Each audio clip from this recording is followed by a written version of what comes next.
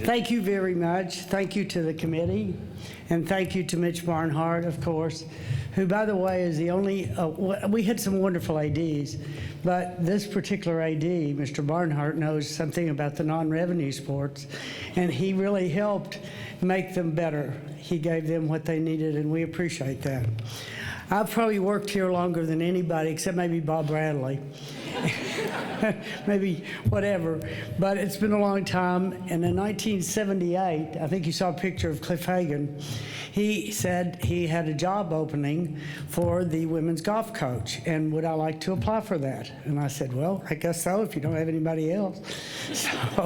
So I went over, and he said, well, here's your office. I had a chair, I had a telephone, I had a desk, and I also had a filing cabinet. It didn't have anything in it, but I had it so I could fill it up.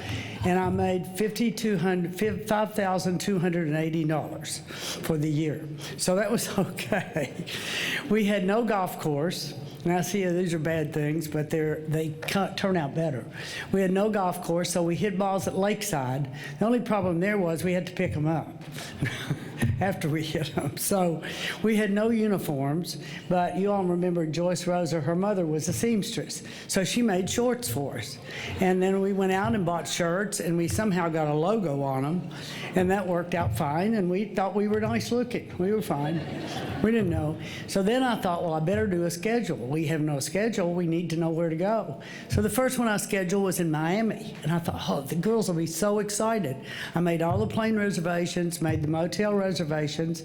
The only problem was I sent the lineup down when they asked for it, and I got a call the next day that said it's a men's tournament. So that was mistake number one. But then we got lucky. We had Spring Valley, or Spring Lake at the time, I think, invited us to play there, and we played there for all the years until we had the University Club. We had our tournaments there. And then I had to beg to get in tournaments and make sure they were women's tournaments. We were lucky because we had some recruits and we had some transfers. Now this is really good. You know, kind of in churches where they proselyte. Well, we had some transfers, and I said, well, why did you transfer? And they said, well, when you came to the driving range, the music was loud, everybody was having a good time, and we wanted to have fun. So that's why we transferred to you. We did have a few little things that happened. We played, one of our big rivals was Duke, and we were playing down at Duke, and when we came up number 18, it had D-U-K-E in white, you know, white paint on the grass. So the next morning it said no D and no E. I can't imagine. I would like, because this is why I'm here, could all the players that played for us stand? Look here. Thank you. Yeah. That's why I'm here. Because do you know that Nancy Scranton is in the Hall of Fame? Stand up. Nancy Scranton is in the Hall of Fame.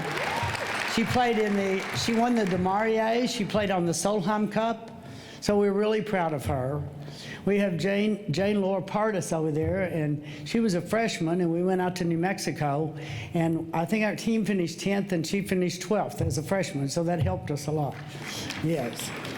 We have Kirsten. Where's Kirsten Krogsrud? She's over there. She set the course record, broke the course record in North Carolina, and set a new course record on the course that had been just changed by Jack Nicklaus. And then we have Amy Reed, who is an All-SEC honor for an All-SEC. She also, if anybody has trouble getting out of a bunker, ask Amy to help you, because she's probably the best bunker player I've ever seen. We have Vance. This is my son, and he had lots of sisters. I didn't have an assistant coach, but I had a best friend. And so that's what we used. And when we went to Hilton Head for our spring break to practice so that we could do better in the tournament, we stayed at Jackie's. It might have been illegal, but I doubt it. So, and so So we moved up. We moved up in the rankings, and we got invited to the national championship, or we worked our way in there, and actually, and that's where we finished 5th in the nation. That you saw the picture, and that's the best round that we'd ever had, and we were so excited that we finished. Amy did get it up and down out of the bunker on the 18th hole to beat Nancy Lopez's team, Tulsa, by 1 shot. So that was good. Yeah. And guess what? I got home and I got made full time. How about that? And I made $24,000. So whatever. I'm not complaining. Believe me, I'm not complaining because I love my job. I can't imagine having gone through life and done anything that I would rather have done. It's been a blessing, and I loved it. And I congratulate Golda and Brian and the other Brian for upgrading their program to national recognition. Thank you all for coming.